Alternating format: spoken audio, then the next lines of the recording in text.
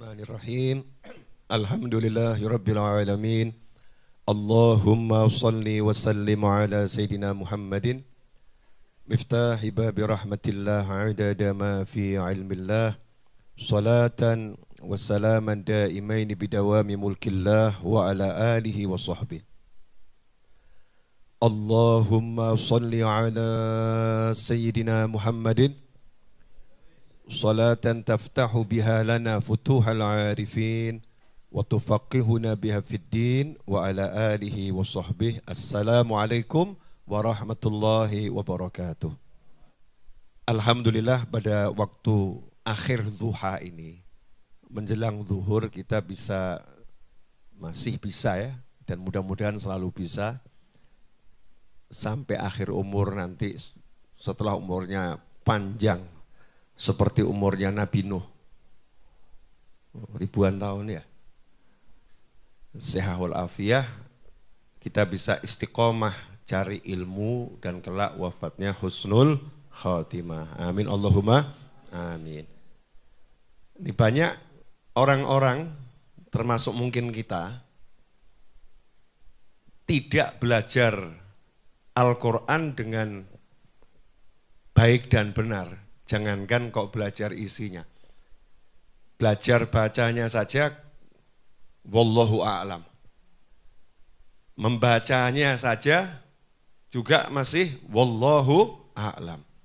Padahal panduan kehidupan dunia dan sampai kapanpun juga, yaitu Al-Quran. Kalau kita sibuk belajar buku panduan macam-macam, tapi panduan kehidupan dunia sampai nanti selama-lamanya adalah Al-Quran dan kalam Nabi Muhammad SAW. Atau yang biasa kita sebut hadis-hadis Nabi Muhammad SAW. Nah, sebetulnya di Al-Quran sudah dijelaskan detil cara sodakoh. Ya, cara sodakoh.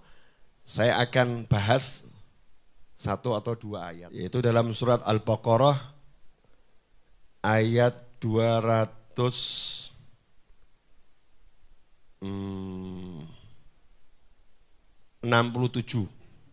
dan 268. Mudah-mudahan dalam waktu kurang lebih 30 menit selesai. Dua ayat dikupas singkat. Ya, dikupas singkat. Pertama yang perlu diingatkan pada saya dan antum semua dan pemirsa dimanapun berada, perlu diingatkan kepada saya dan semuanya. Kita semua diingatkan. Islam itu mengajarkan agar manusia memperlakukan manusia yang lain dengan perlakuan yang the best, yang terbaik. Ya, yang terbaik.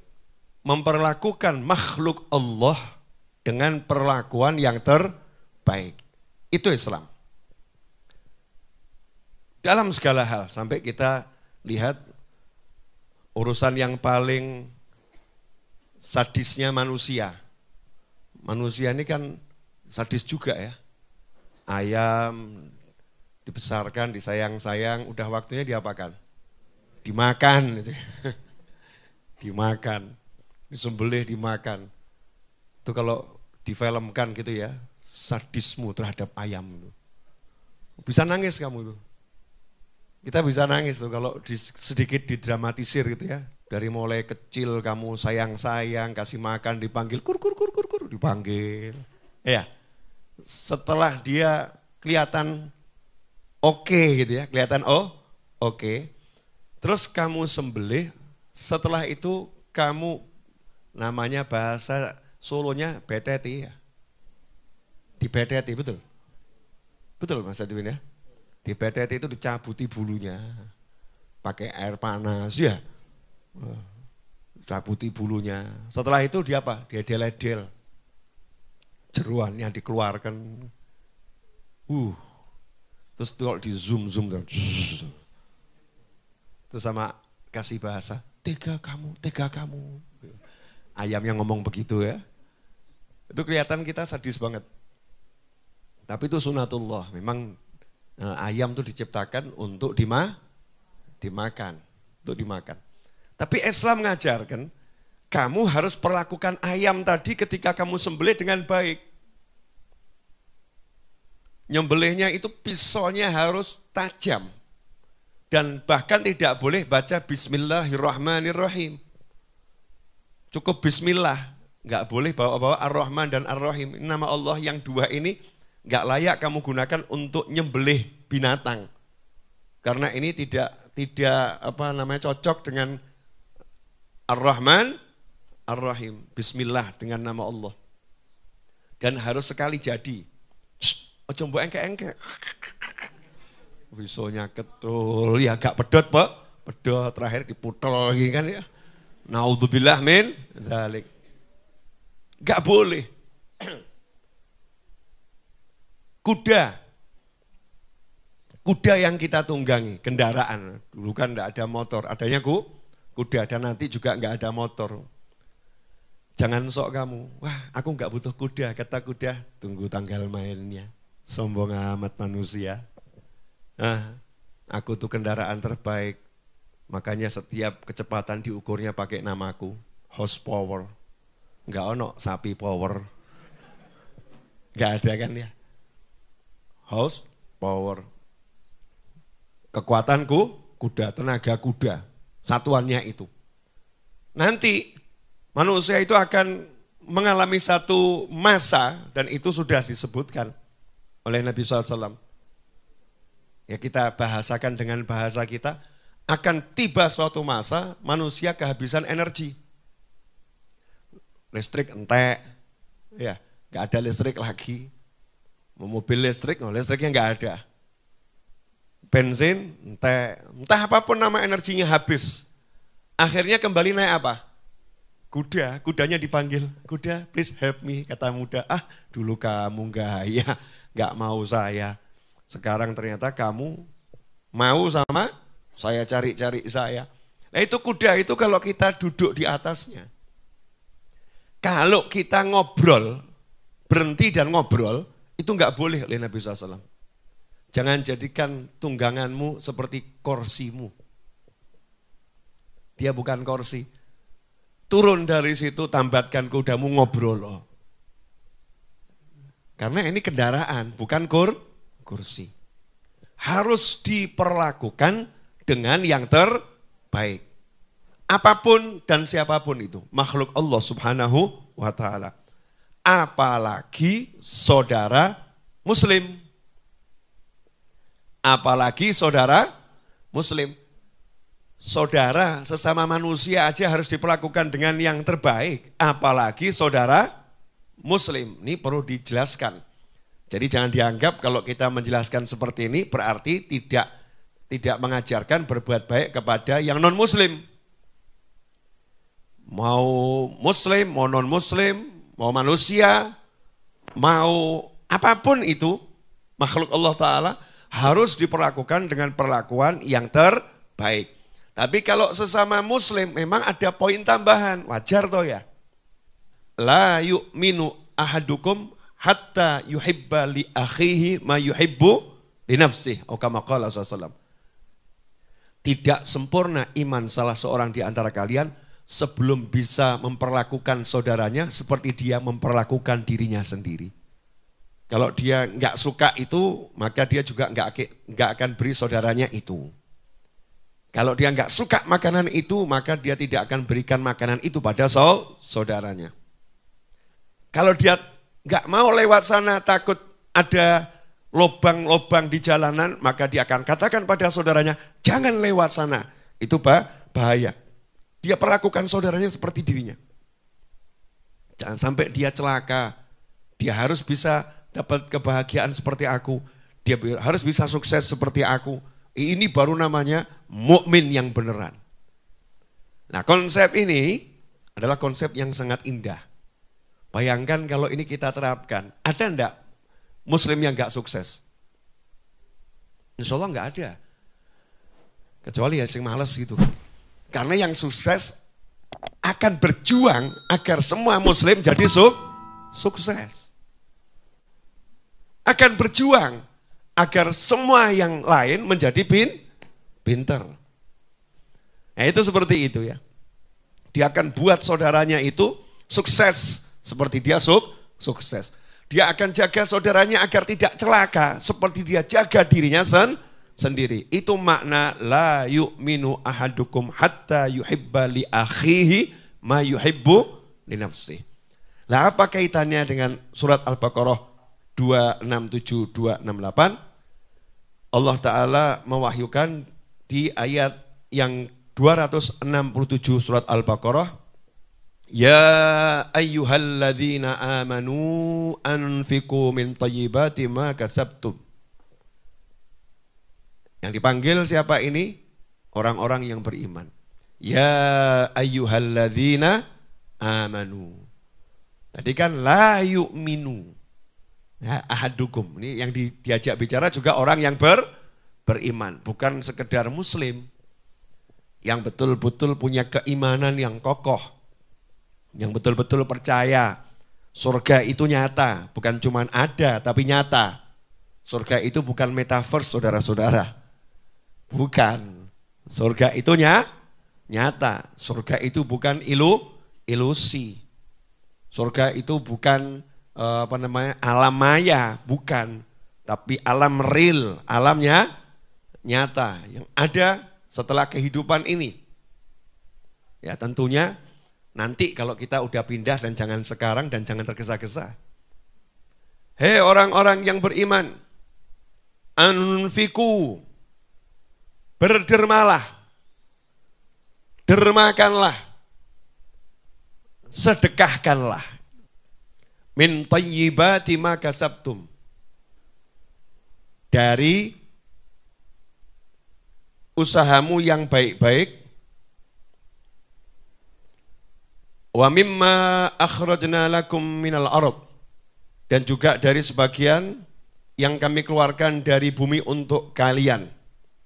Nah, terus ada larangan. Yang tadi perintah, nomor 1 ada perintah. Perintah keluarkan yang baik. Terus ada larangan, dipertegas lagi sama Allah Ta'ala.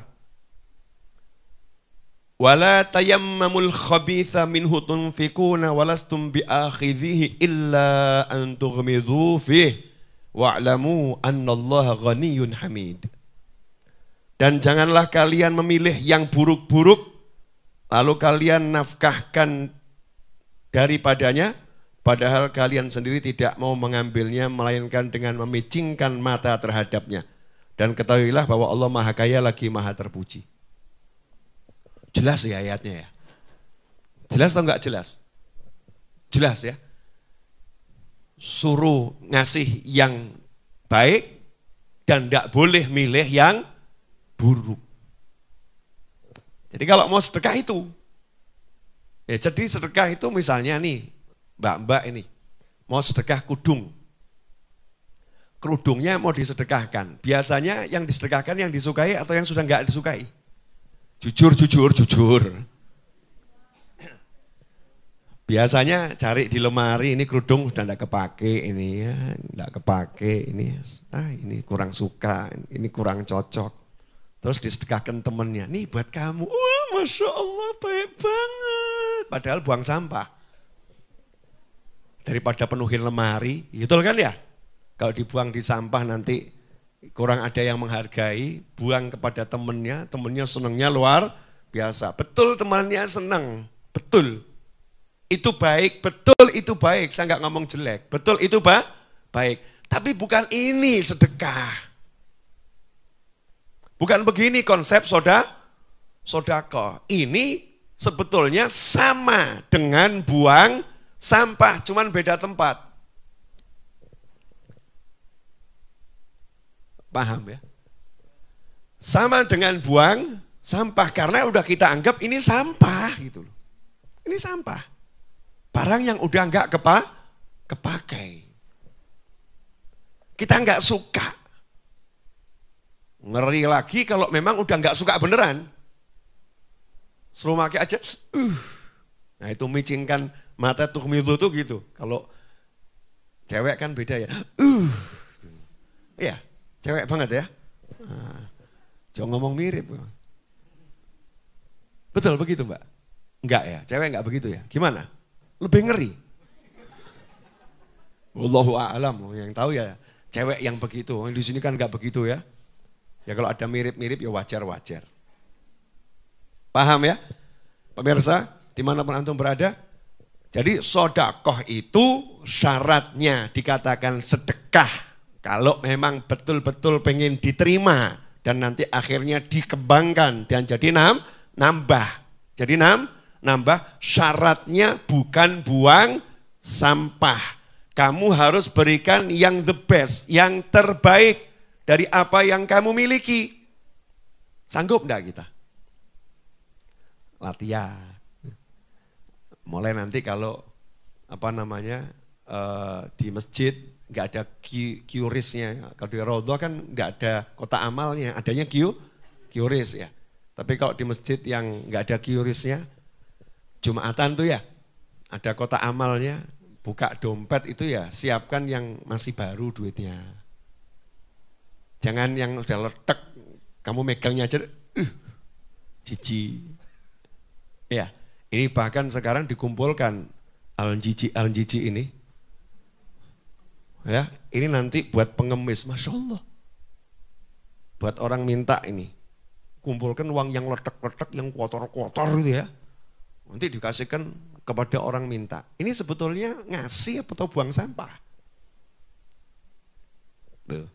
Makanya saya miris sering, saya bilang, ya Allah tolong dirubah itu yang buat tulisan, mengumpulkan pakaian layak pakai. Dulu pakaian bekas untuk fakir, miskin, anak yatim. Sekarang diperbaiki menjadi pakaian layak pakai. Nggak usah toh ya, masa buat fakir, miskin, anak yatim kok layak pakai. Mbok langsung aja membeli pakaian baru gitu loh ya. Apa sih susahnya ngasih yang baru untuk orang-orang yang kamu anggap dia nggak mampu? Kenapa mesti harus kamu kasih yang bekas? Kenapa harus dimiskinkan terus? Kenapa harus direndahkan? Nggak dimuliakan. Kenapa begitu? Mestinya kan buat yang acara keren. Santri weekend go mall with Aitam. Wah, Masya Allah. Main playground. Anak-anak yatim bukan dikasih amplop. Bukan diajari terima. Iya, bukan diajari terima. Tapi diajak pergi ke mall. Kemudian masuk toko pakaian. Pilih yang kamu suka. Wah, panitianya mumet. Enggak usah dipilih, larang pribib. Ya dijolno gitu aja kok repot. Gitu kan ya. Yang penting kan suka baru. Bilangnya aja, wah kalau itu podo panitia juga belum punya duit. Yang itu boleh itu. Yang itu jangan dulu, uangnya belum ada. Kan senang. Itu namanya diperlakukan seperti diri kita sendiri. Kalau anak kita beli kemahalan kan juga bilang toh, papa nggak punya duit itu, jangan yang itu, kan sama toh. Tapi yang ada sekarang apa? Pengumpulan pakaian layak pakai. Saya tidak mengatakan tidak boleh, boleh. Cuman kita diajarkan, jadi jangan sampai ini jadi wajahnya Islam itu loh. Islam tuh ini loh nih, Al-Quran, Al-Baqarah 267, 268. Ini loh kalau mau tahu bagaimana konsep sodakoh dalam Islam, berikan yang the best. Insya Allah. Kalau ada tamu datang ke rumahmu, kamar tamu itu dibuat yang jelek atau yang paling bagus? Paling bagus, seharusnya. Tapi seringkali enggak. Saonone we. Lumayan toh gratis kok yang golek. Gratis aja kok cari yang bagus. Kalau gratis ya yang jelek. Perlakukan orang lain seperti kamu perlakukan dirimu sendiri. Kan begitu konsepnya. Harus seperti itu. Nah ini kalau bisa kita lakukan dalam sodakoh, dalam kita berbuat sama orang lain, indah. Siap mulai dari yang simple-simple. Ya, dari yang simple. Nah, ini konsep sodakoh itu memberikan yang terbaik, memilih dari yang terbaik. Jadi memilih dari yang terbaik, berikan yang terbaik, nggak lihat yang jelek. Nah sementara kebiasaan kita sekarang ini, bongkar lemari, cari yang jelek. Ini. Kalau saya terang-terangan sama teman-teman saya, ini semua sampah saya. Nah arep mbok nggo karepmu, mbok gopel ya karepmu ki sampah. Ini bukan hadiah. Tanya sama teman-teman saya. Saya kalau mau ngurangi sarung gitu ya, kalau ngasih teman-teman saya sarung baru. Ya sarung baru. Tapi kalau mau buang sampah, kadang udah saya buang, diambil sama Ustaz Iis. Diambil sama Edwin gitu kan ya. Daripada dibuang di sampah lebih baik saya pakai kan begitu. Tapi saya nggak pernah bilang itu sodako atau itu hadiah, buangan sampah. Tapi mbok nggo sak karepmu. Karena saya menganggap ini sampah itu. Ini bukan sesuatu yang layak untuk saya hadiahkan. Paham ya? Jadi kalau saya mau hadiahkan ya sesuatu yang baru, yang bagus. Nah, kecuali kalau itu benda bertuah. Nah, lain. Kalau benda bertuah itu kan beda ya. Misalnya kok ada sarung yang dulu saya pakai untuk nikah, itu kan benda bertuah. Misal gitu kan ya. Walaupun sudah soek-soek gitu kan. Wah ini bersejarah, itu lain, itu nilainya mahal. Atau mungkin kamu punya handphone welek gitu ya, mbok simpen, terus kamu bilang, ini handphone saya yang paling mahal. Wong yang ngakak, jadul welek paling mahal. Ini handphone yang pertama kali saya bisa beli. Ini saya simpen terus, ini penuh sejarah. Ya mungkin orang lain gak menghargai, tapi mungkin ada orang yang menghargai luar biasa. Nah itu kamu berikan pada orang yang menghargai, maka itu namanya memberikan yang terbaik. Jelas? Nah itu yang pertama ya. Kan tadi janjinya 2 ayat. Kenapa manusia itu takut memberikan yang terbaik? Sukanya ngasih yang bekas-bekas. Sukanya ngasih yang jelek-jelek. Takut memberikan yang terbaik? Jawabannya ini. Al-Baqarah 268. Asyaitanu ya'idukumul faqra wa ya'murukum bil fahsya. Setan. Jadi sebabnya itu laki-laki ketemu kata setan. Makanya kalau istri model seperti ini, istrinya sama dengan kesurupan setan. Istrinya setan ngawur kamu.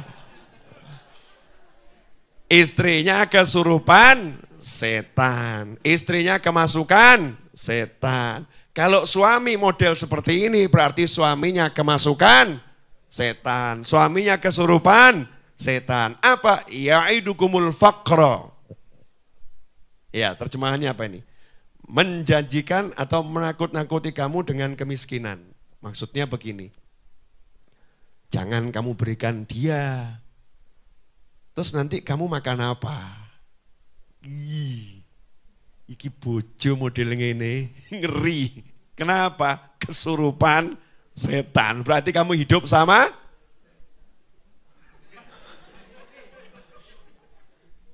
ngeri. Ngeri. Kamu jangan berikan motormu kepada adikmu. Wah.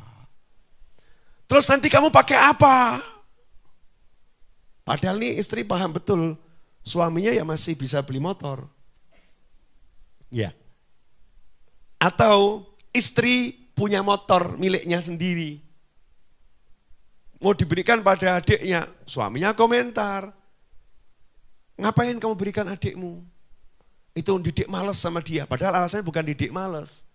Padahal ya bojone ki eman-eman, timbang kayak adik, di Lego kan ya lumayan. Dijual kan ya lumayan buat saya. Ngajari takut miskin, itu setan gitu. Ya'idukumul faqra, bisikkan takut miskin, takut gak punya. Dan itulah yang dikatakan bahwasannya kemiskinan itu ya bisa membuat orang jadi kufur. Kadal faqru ayyakuna kufra. Kadal faqru ayyakuna kufra. Hampir-hampir kefakiran membuat seseorang jadi kufur, itu yang dimaksud bukan kefakiran. Karena orang-orang fakir itu masuk surga lebih cepat dari orang kaya. Banyak anbiya wal mursalin itu disifatkan secara ekonomi fakir. Tapi kenapa dikatakan kefakiran itu mendekati kekufuran? Bukan kefakiran, tapi rasa takut fakir, rasa takut miskin. Orang kalau udah takut jatuh miskin akan menghalalkan segala cara untuk mendapatkan kekayaan. Nah itu ngeri, bisa kufur nanti. Yang haram dia jadikan halal. Oh halal itu padahal haram. Oh kan bisa murtad kalau seperti itu. Ngeri. Ya mengerikan luar biasa. Bisa nanti ayat Al-Quran diganti-ganti sama dia. Ayatnya bukan itu artinya. Ngeri. Bahaya. Kadal fakru ayakuna kufro. Rasa takut miskin itu bisa membuat orang jadi kufur. Dan inilah yang dipakai sama setan. Entek lo duitmu, entek. Habis lo uangmu kalau buat ngurusi saudaramu, habis. Udah saudaramu kasih aja itu baju-baju bekasmu. Gak usah belikan yang baru. Iya, gak usah belikan yang baru. Dah itu anak yatim, kasih yang bekas. Bekasmu masih bagus kok. Bekasmu masih bagus, layak pakai. Gak usah kasih yang baru, nanti uangmu berkurang. Ini namanya dibisiki setan. Sebetulnya Al-Quran ini bicaranya jelas atau enggak jelas? Super jelas. Enggak mungkin enggak jelas, Allah yang bicara, Tuhan kita semua. Ya super jelas. Kemudian setan juga menyeruhmu untuk berbuat fahsya. Nah fahsya di sini artinya apa? Fahsya itu kemungkaran ya. Kan inna sholata tanha anil fahsya'i wal mungkar. Keji, fahsya itu keji. Di antara makna keji itu zina. Ya di antaranya ya. Tapi di ayat ini makna keji yang paling sesuai menurut ahli tafsir adalah al-bukhul. Kepelitan. Kebakhilan. Jadi setan nyuruh kamu untuk pelit, setan nakut-nakutin kamu jatuh miskin, makanya kamu tidak mengeluarkan yang terbaik, kamu pilih yang jelek-jelek. Sehingga sodakohnya gagal total. Gagal total sedekahnya.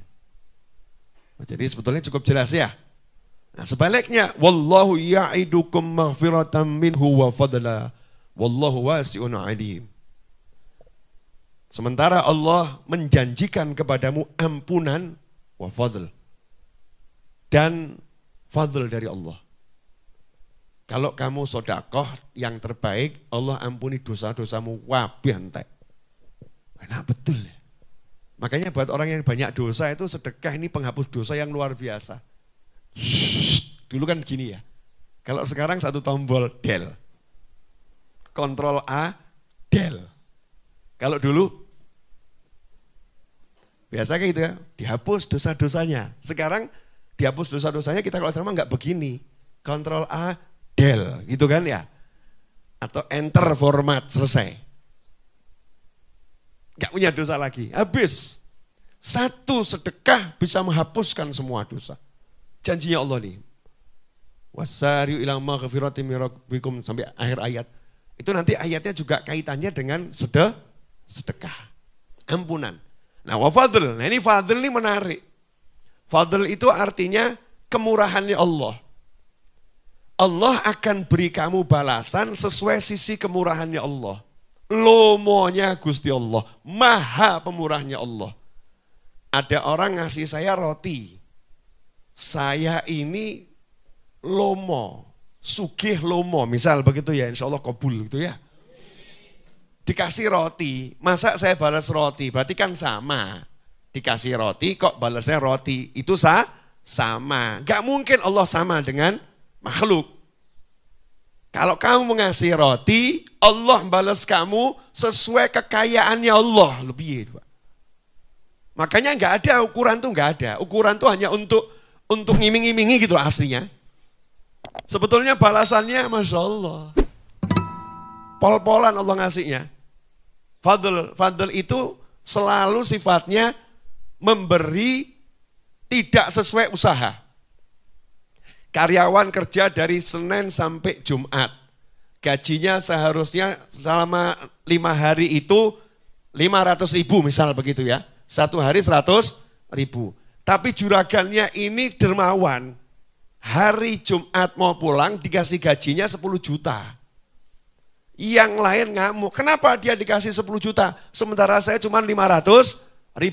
Jawabannya juragannya, duit-duit saya. Kamu kok protes? Kamu kan 500.000 saya bayar. Saya pengen ngasih dia 10 juta kan suka-suka saya. Saya lagi suka sama dia kok. Saya lagi suka sama dia. Ini orang yang sedekah dengan baik tadi, Allah akan begitu. Aku lagi suka sama dia. Jadi Allah ngasihnya tidak sesuai usahanya. Usahanya sedikit, dikasih Allah sesuai kemurahannya Allah. Itu namanya fadl. Wallahu wasi'un alim. Dan Allah maha luas, Allah maha mengetahui. Nah, ayat yang sebelumnya yang 267 ditutup wa'lamu annallaha ghaniyun hamid. Ketahuilah Allah itu maha kaya. Maksudnya Allah gak butuh sedekahmu. Allah gak butuh sedekahmu. Jadi jangan sok. Kamu ngasih yang terbaik pun ya, Allah gak butuh sedekahmu. Lah kamu tuh kalau ngasih tuh ngasihnya ke Allah. Jangan merasa sok kamu seperti ngasih ke Allah tuh sok gitu ya. Jangan. Allah maha kaya.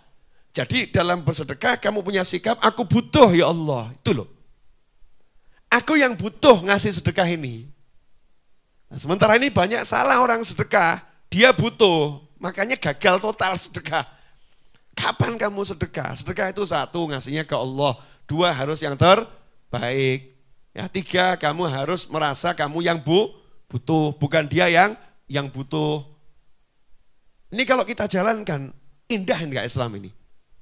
Indahnya luar biasa. Nah sayangnya kita yang seharusnya menjadi duta-duta Islam ini, kita sendiri memperlakukan orang lain tidak seperti yang diajarkan oleh Allah dan baginda Muhammad sallallahu alaihi wasallam.